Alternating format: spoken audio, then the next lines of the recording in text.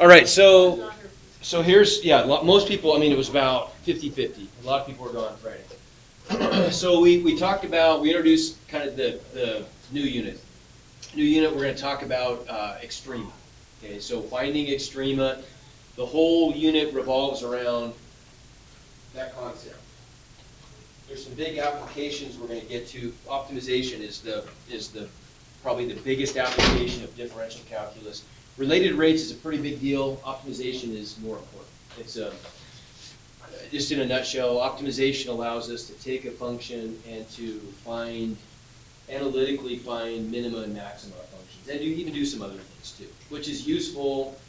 Obviously, if you're speculating on Wall Street and you're trying to buy stocks and bonds, and you want to find an algorithm that's going to allow you to be the most profitable, well, you want to try to, as much as you can, build a mathematical model that describes what you're doing, and then you can use calculus to analytically find the place where you're going to maximize the profit, for example. Or maybe you want to maximize your range when you're shooting a cannon or something, right? So you're going to come up with a mathematical description that predicts range as a function of angle and velocity and things like that.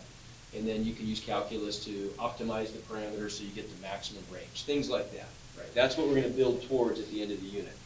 But for now, this is largely about terminology, this introductory stuff. So Extrema, what's it mean to be an extrema? So singular is extremum, plural is extrema, right? Extrema are extreme values, that's it, right? Minima and maxima. So we know that, how do we define a minimum or a maximum on an interval in calculus? It's really simple. If we say that f is a function, so let f be defined on some interval I that contains c. So typically, when we describe an interval, we're going to describe it, we'll use interval notation, something like that. Like maybe we're going to say that our interval is all values of x that are greater than or equal to a and less than or equal to b, for example. That would be a closed interval because we're including the endpoints. If we weren't including the endpoints and we used parentheses instead of brackets, then we call that an open interval. And we'll talk a lot more about this stuff. But if we've got some interval that contains some value of x called c, somewhere on this interval, then we would say that f of c is the minimum of the function on that interval if it's the lowest point. That's it. If f of c is less than or equal to f of x for all of the other values of x in that interval. In other words, that's our mathematical way of saying it's the bottommost point. F of c is the maximum of f on this interval if f of c is greater than or equal to all the other values of the function on that interval. So it's the uppermost point, topmost point. So we can slice and dice the concept of extrema into different categories. We can talk about absolute extrema, we can talk about relative extrema, and we can talk about global extrema. And we'll define all those. But for today, let's just kind of focus on the concept of what we're going to come to call an absolute minimum and an absolute maximum. So we're going to take some interval, and we're going to try to decide what's the maximum value of the function and the minimum value of the function on that interval. So let's take this graphical example right here. So we've got the interval which is going from -1 to +2, right? That's a closed interval, including the endpoints. So we have to fill in the dots at the end, right? Would everybody agree that the maximum of the function on that interval is 5? Right? This point represents the maximum value of the function. And the minimum value of the function occurs down there at 0, 1. It's pretty easy for us to identify graphically that that's what we call, those are the absolute extrema. The absolute maximum is the biggest value on our interval. The absolute minimum is the smallest value on our interval. Okay? Well, what happens if we change the interval? The function stays the same. It's still x squared plus 1, but now this time we're going to turn the interval into an open interval instead of a closed interval where we don't include the endpoints. This is not a huge deal, but it's a really important concept. Is there an absolute maximum on that interval? No, there's not. Because now there's no place for the ant to stand and say, declare that I'm on the highest point on the function, right? It used to be right there. The coordinates were obvious. When the ant had coordinates 2, 5, he could proudly declare that on this interval, he is at the highest point on that function, right? Why can't he do it here? Well, you might think, why not just pick the point next to the endpoint? But there is no such thing, of course, right? When you think you're at the point next to the endpoint, there's still an infinite number of points between you and the end of the line, right? It's like the concept, and we go back to this all the time in calculus. You know, if I cut my distance to the door in half every second, I never get to the door, right? I can walk forever and I'll never get there, right? So there is no, I never get to stop. There's no place where I can say it's the furthest point to the left for me, right? I just always keep going. The limit of my motion is the door, but I never get there. So there's an important distinction there. If we have an open endpoint like this, it cannot act as an absolute maximum or minimum. Now down here, this one still works though, right? Because the absolute minimum is still at a place that's defined on the function. The ant can stand there, right?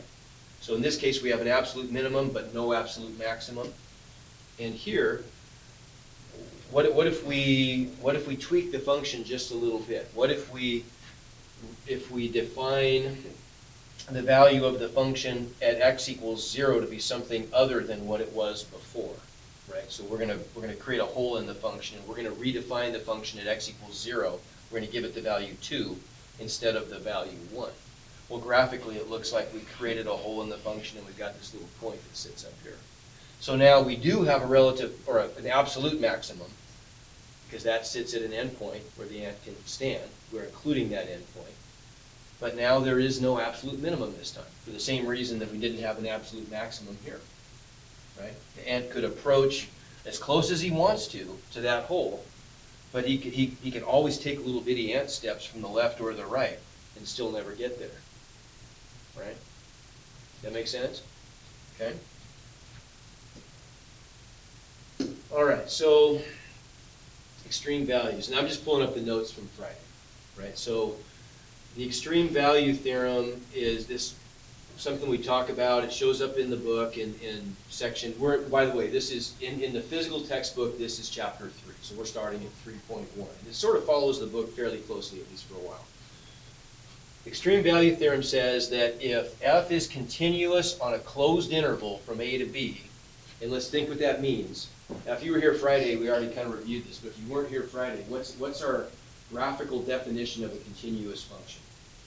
So if I'm going to graph a continuous function, what can you tell me about my pen and the board? I never pick it up, exactly. So I'm going to go from x equals a up to x equals b, and my pen could never leave the surface of the board, right? If it's a function, so I can't violate the vertical line test, then doesn't it just make sense? This is really kind of just one of those, well, duh, kinds of calculus theorem. It just makes sense. It really, we don't even need to prove this, we can just accept this. That if the function's continuous, then the function has to have both an absolute minimum and an absolute maximum. There has to be some place on the function where we could say, yeah, that's the highest, that's the biggest y value. It's the highest point on the function, and some point that we could call the lowest. There may be multiple versions of that point. Like what if we take the orange graph? Goes up and down and back up, and let's just say that that's a tie where those are the same y values. Well, maybe there could be two, right? There could be two absolute maxima if they have the same y value. But there is a place where we could say, there's no place on the function higher than this, right? In this case, there's only one minimum. What if we take a simple function like a line? Okay, well now the minimum is at the left end point, the maximum is at the right end point. That's okay, right? And then probably the weirdest case you could take is what if it was a horizontal line? If we took a case like that where it started here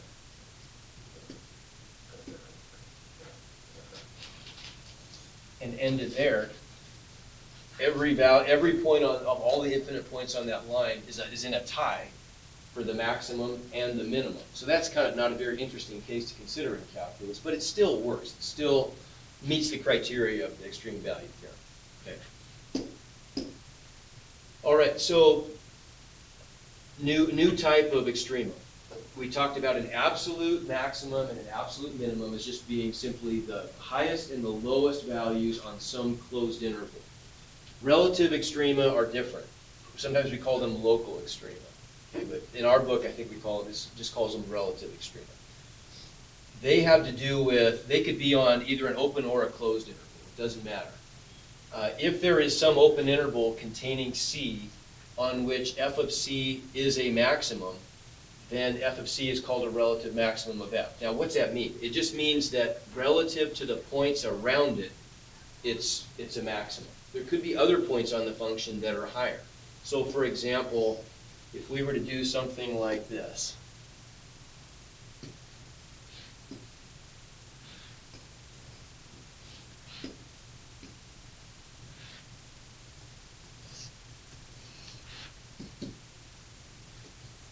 so if I've got some function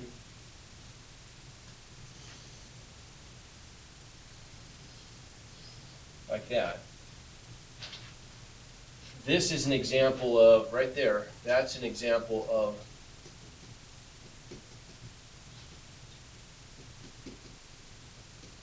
a relative maximum. How come? Because locally speaking, or relative to that x position, so if I just look at some values around it, if the ant walks to the left or the right, he's walking downhill, right? So relatively speaking, or locally speaking, that's the highest point. Does it mean there aren't any other points on the function that are higher? No, it doesn't imply that. We could walk way over here and get to some points that are higher than that one, or over here, right? But relative to the points around it, and in math we literally say, in the neighborhood of that x value, it's the highest point. So that's a relative maximum. Here's an example of a relative minimum, right? That's the relative to the points around it, it's the lowest. Here's another example of a relative minimum. Here's another example of a relative maximum. You get the idea. We can make a correlation. When you're looking at the graph of a function, question? What if it comes up and then just plateaus a little bit and then goes back up? If it did, so if it actually had a section where it was a flat line or something, then all of those, so it's like a piecewise function or something? I don't know, I just want to. Okay, so here's what Kirk's asking. It's a good question. So he's saying, you correct me if I'm wrong, I think this is what you're saying. So what if we had a function that's coming along and then up becomes a piecewise function, and at this value, let's just call this A. When x equals A, the behavior of the function shifts and it becomes a horizontal line, and then over here at B, it goes up again. Okay? So, technically speaking, none of these points are extrema. How come? Okay, yeah, we haven't gotten to that yet, but you're right, Gabe. And we have not everyone's, that's true, those aren't critical numbers, but there's something else about what we even just said. In order for it to be a relative extremum, it means if an ant were to take a step to the left or a step to the right, like if it's a maximum, you'd have to be walking downhill, walking in either direction. So that's not even true at that endpoint right there. Because if I walk to the right, I'm not moving up or down, right? Sure, when I'm going to the left, it looks like it's maybe trying to be a maximum, but it's not. Because it has to have that two-sided behavior, okay? Probably the best way to defend why that's not is what Gabe said, but we haven't introduced that concept yet, right? At least for half of you. Half of you have and half of you haven't. The critical number part. So you have one point that was above the rest. No, wouldn't work either. And the reason it doesn't work is because the derivative, well, that's a tricky one. It doesn't work because it's not continuous, is what I would say is probably the best reason. But as I'm going to mention today, it's not like this. All this stuff is even. In a lot of cases, it kind of depends on how you define something, right? And I'll bring up an example of that today. And it's just like there's kind of a first-year undergraduate way of dealing with it, and then there's going to be after like graduate school math, you get a totally different answer. Or maybe even like later on as an undergraduate, you'd probably talk about it in a different way. So we're going to adopt kind of the first-year calculus convention. I don't really agree with it, but you'll see when we get there. Okay, so we know that relative extrema, we could say that a relative maximum is just a peak. A relative minimum is just a valley, right? If you're looking at it topologically, if you're looking at what the function looks like, if you're at a peak, you know that's a relative max. If you're at a valley, you know it's a relative minimum. Okay? So here's another picture that we drew on Friday. Here's some examples of relative minima. Here's some relative maxima. Now let's focus on what each of those different kinds look. Notice there's really only two different ways that we could draw a peak or a valley, right? We could draw a peak that has a kind of a rounded, smooth crest on it, or a valley that has a rounded, smooth crest, or we could do sharp peaks or valleys also, right? And so that's where we want to kind of figure out, be thinking about, those of you who haven't talked about this yet. We want to see if we can think of ways where we could relate the behavior of the derivative at those places to the shape of the peak or the valley, right? So let's take an example like, let's look at some different types of peaks. We looked at, here's a function we looked at, for example. What if we did something like this guy? We just pick some random function, and we can see that there is a peak there at the point 3, 2, right? Well, what's going on at that peak? It looks to me like, would everybody agree that there's a horizontal tangent at that peak? Right, so if I were to evaluate the derivative at 3, what should I get back? If it's a horizontal tangent line, what's the value of the derivative at x equals 3? 0. Yeah, it's 0, right? Okay. Here's another example of that at the bottom. We've got a sine curve. Sine curve, if I take a sine curve, there's an infinite number of peaks and valleys. We just captured a little piece of a sine curve here. We're just looking at the part between, let's say, 0 and, I don't know, 2 pi, I guess, right? So between 0 and 2 pi, we've got one relative maximum and one relative minimum. The relative maximum occurs at pi halves, the relative minimum at 3 halves pi. Once again, wouldn't you agree that that's a horizontal tangent there, right?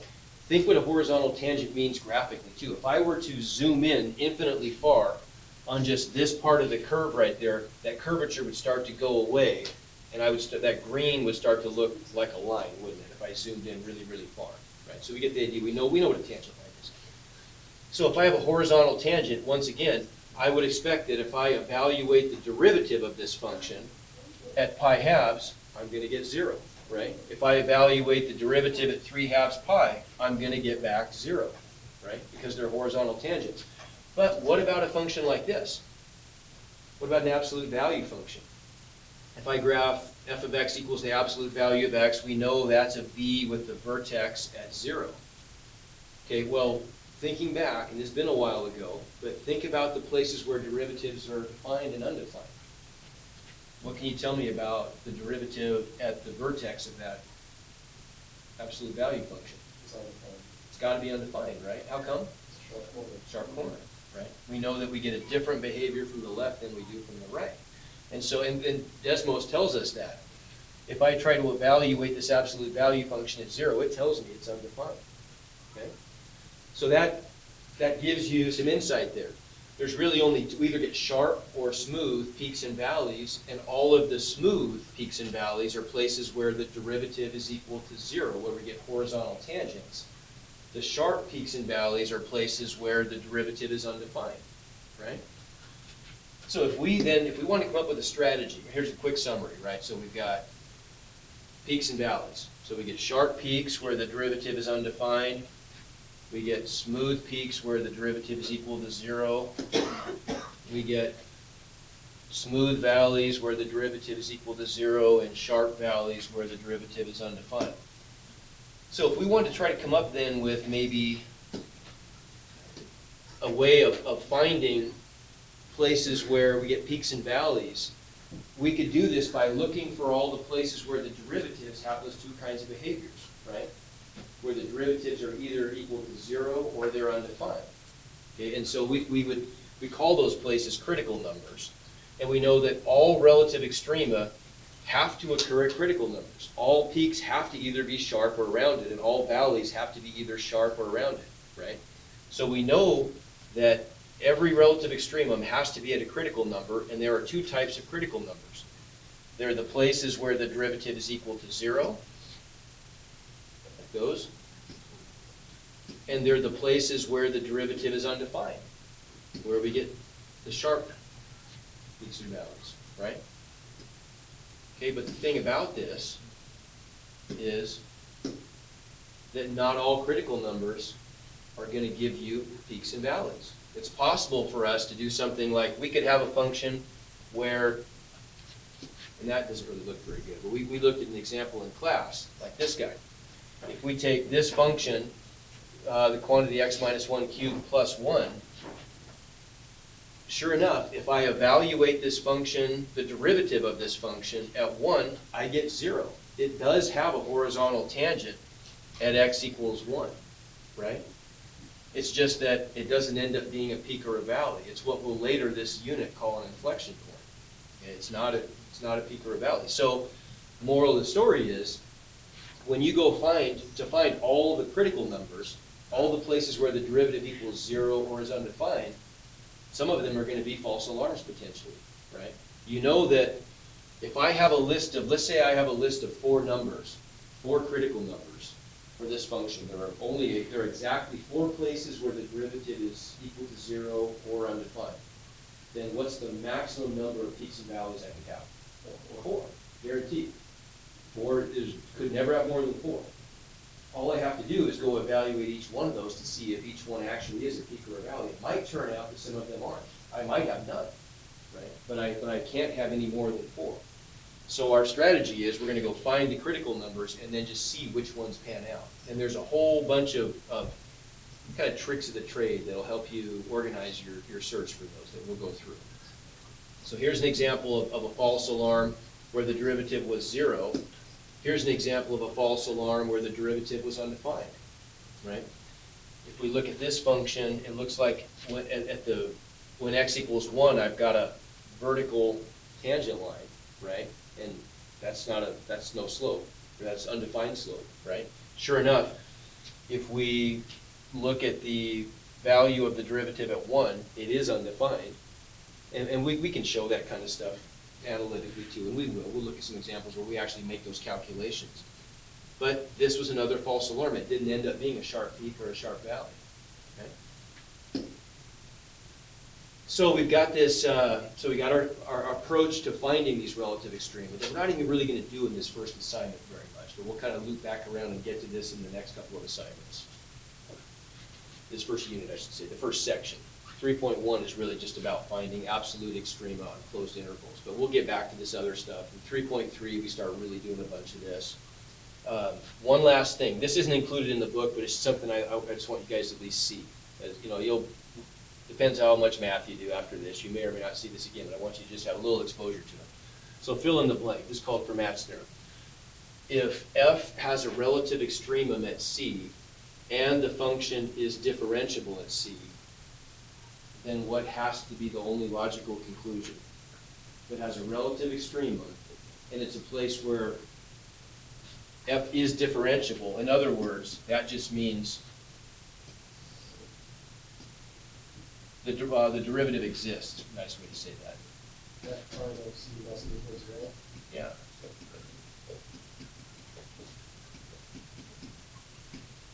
Right? If we know the derivative exists, meaning it's differentiable, meaning it's take the derivative of all, then the conclusion is that f prime of c has to equal 0. It has to be a horizontal tangent, doesn't it? Okay.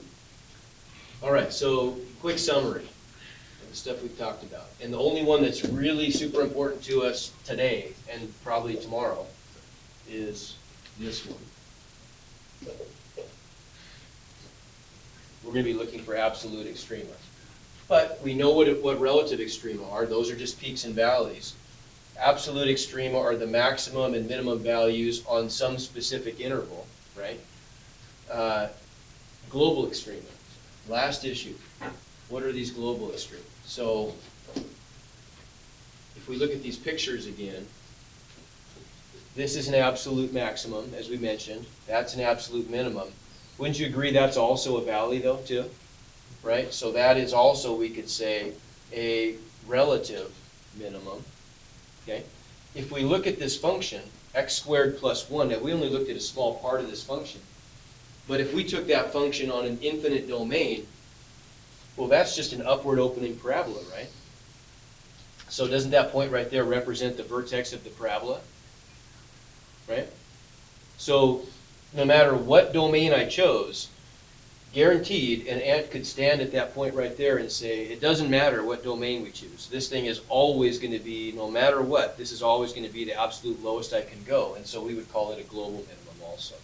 Because just based on the shape of the function, it's the lowest point you could ever get to, right? Okay. So global just means it's there regardless of what the domain is. On the natural domain of the function, meaning the largest possible domain, it is the unequivocally the lowest point. Okay?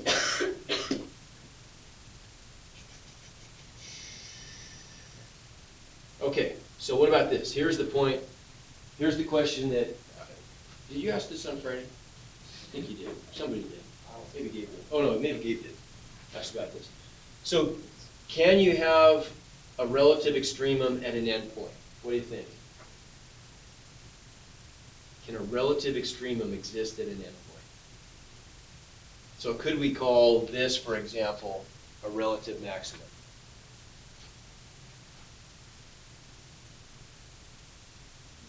What do you think?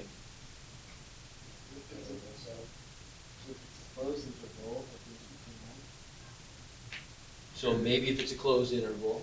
Yes. Okay, and another example we could consider that would be like that would be, what if we had, I'll even make it easier on you. What if we took a square root function, right? I think that's the one we looked at on Friday. Yes. So a square root function, that is the entire function, right? It has a built-in endpoint. The square root function is only defined for values of x greater than or equal to 0. Once again, could I call that a relative extremum? Yes. The answer is, it totally depends on how you define it. It just totally depends. I think the best answer is yes, personally. But here's what you're going to find. And we have to adopt a convention because you got to know what's the right and the wrong answer, right? It just depends on how we're going to treat this. So here's what you find. The best answer is, it depends. Almost every undergraduate text, and I looked at a bunch, and like even Edwards and Penny, which is the definitive, in my opinion, the definitive undergraduate text, would say no, that they don't count because in order for a point to be an extremum, you must be able to approach it from both sides, right? So we're going to go ahead and adopt that convention. But honestly, I can remember debating this in college a little bit, just like you, is it or isn't it? The book wasn't clear, and so we debated it. And ultimately we asked two different professors, and we got two fairly different answers. Just depends on your perspective. There are some other ways you can look at it. And what it boils down to is, what topology are you adopting on this? Is it a topology that's a subtopology of real numbers, or it gets really complicated. There's a bunch of ways you could defend this and say, really, either way works. It just depends on what your underpinnings are, what fundamental assumptions are you making. Yeah. So does it depend on the application, whether or not it relates to? It's not really the application. It just depends on how you choose to define a relative extremum. The way we've defined it, just implicitly in this class already, even just today, the answer would be no. You couldn't, right? But Why does there not exist a convention? say it again. Why does there not exist a convention to answer that question? Because it just depends. It sort of depends on how complicated you want to make it. And so it really doesn't make sense for us to probably try to redefine this for first year calculus. This is the most consistent, easiest way to understand it. And it works fine. But then as you start to look at different kind of number sets and different topologies, you'll go back and say, well, wait a minute, is this, this really doesn't make sense if you're considering these assumptions also. But I don't want to get you confused. So the simple answer for us is no. We're going to say that endpoints cannot be relative extremely.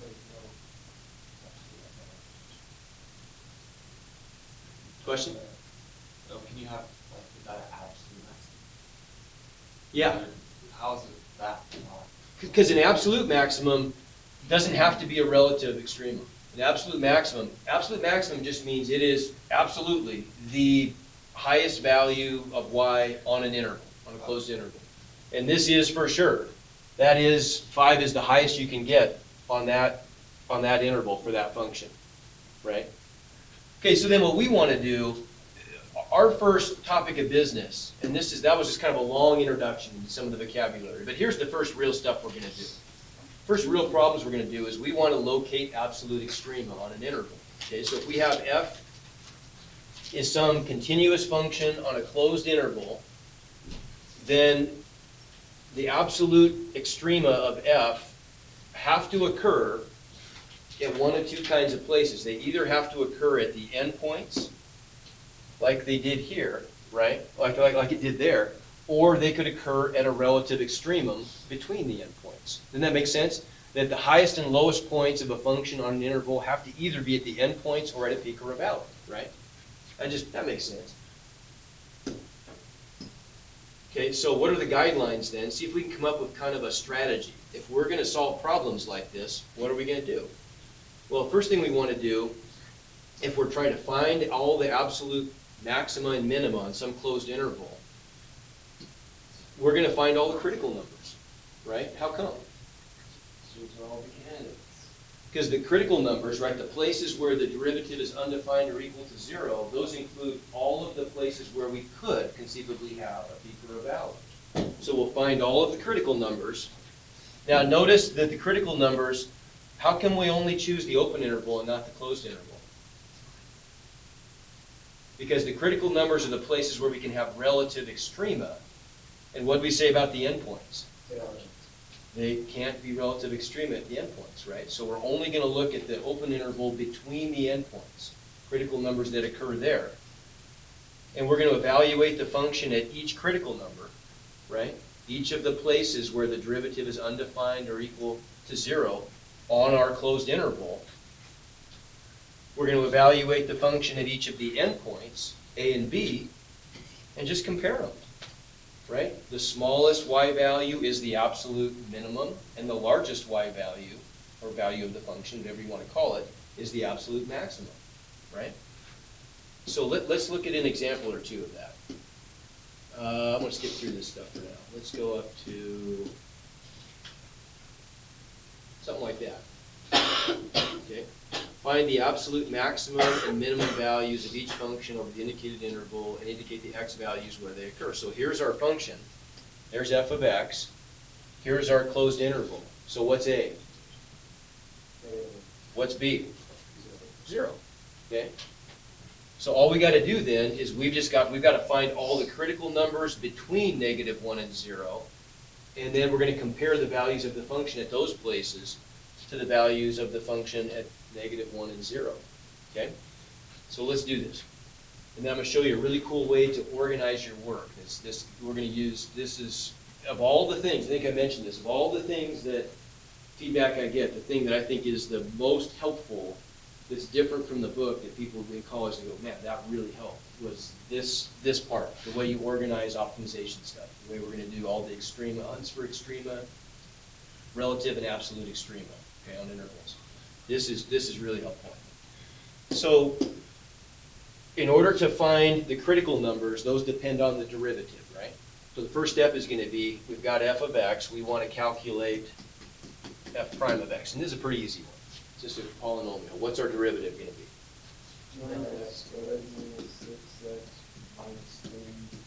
Okay, so there's our derivative. Now the critical numbers occur at two places where the derivative is equal to 0 and where it's undefined, right? So let's look for both of those. So we know that, first of all, is there any place where that derivative function is undefined? What would cause a function to be undefined? Square root of a negative number, or divide by 0, right? That kind of stuff, right? So this is a polynomial. We got no problems with this. Polynomials are well behaved everywhere, right? So we would say that f prime of x is nowhere undefined.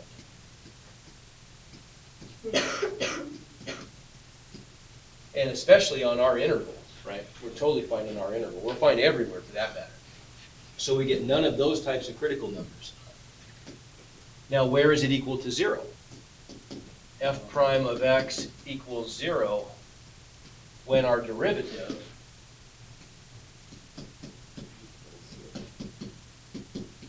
equals 0, right? So that's just, so now we can kind of flip into algebra mode, and we're just going to solve a quadratic equation. Well, what could I do to simplify that a little bit? I could, yeah, just divide both sides by 3, right? And so we're going to get 3x squared minus 2x minus 1 equals 0.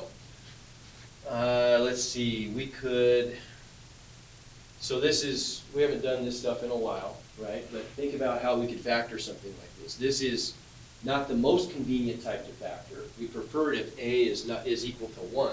It's not. But if you have a value of a and a value of c that don't have a whole bunch of different factors involved, here's how I do these. And you could always use quadratic formula or complete the square or something. That's fine. You can always default to quadratic formula. That's easy to do, right? But try this one on for size. We know that the only factors of 3 are 3 and 1, right? And the only factors of negative 1, are negative 1 and 1. So we've only got a couple different things that could happen. We could have 3x and x, right? We know that factors of 3 are just 3 and 1. Well, there's only a couple ways we could swing this. We could either have a minus 1 there and a plus 1 there, or we could have a plus 1 there and a minus 1 there. All you got to do is see if either one of those two options works. When I expand it out, do I get a negative 2x in the middle, right? Let's see what we get.